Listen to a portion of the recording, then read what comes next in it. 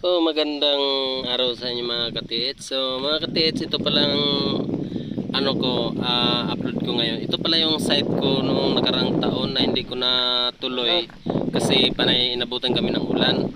So ngayon mga katiits, babalikan na namin at naghanap ako ng tao na makakapag-finance para madaling mahukay at saka para para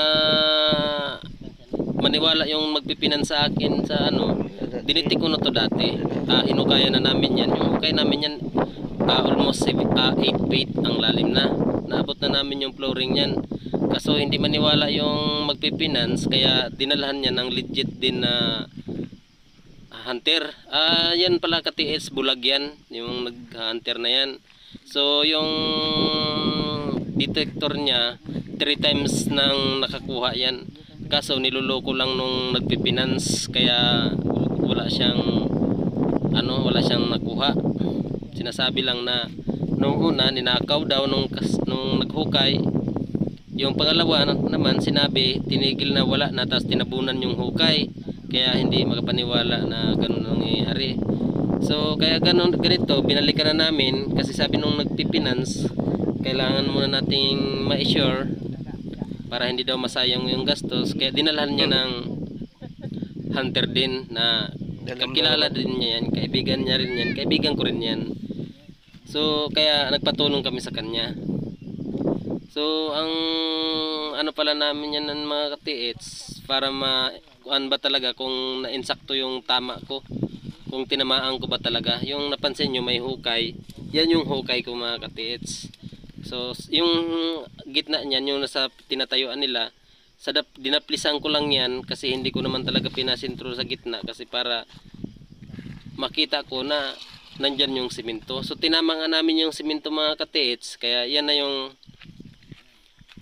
resulta. 6x6 mga katiits yung inano ng detector, yung 6x6.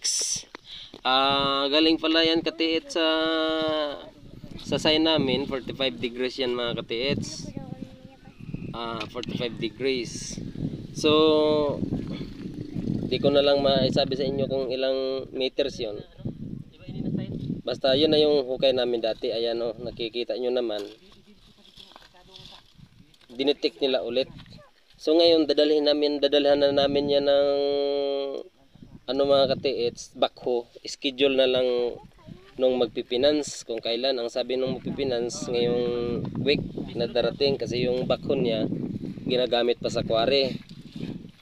So sila naman mga katiits, nagka-quarry sila, kasama na yung treasure.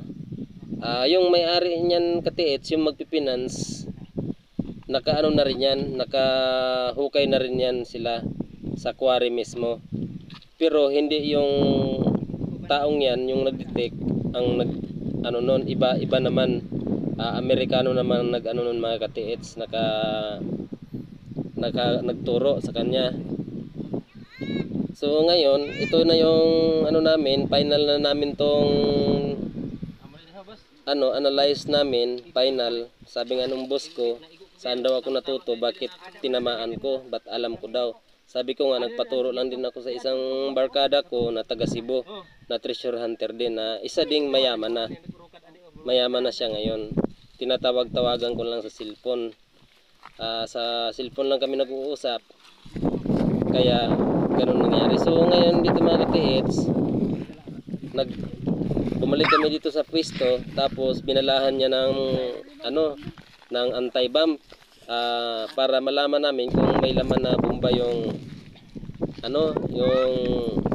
loob, pero wala. Tsaka dinitik din ng pang metal detector, hindi rin na huli ng detector na may bakal, kasi nakabalot lang pala sa simento. So ngayon 6x6 yung hukay dyan, hukay namin 6x6 kasi yung dinidetek, ang lawak ng hukay niya. So hindi lang yan mga katiis, meron pa doon sa kabila. Okay? Update ko kayo next video.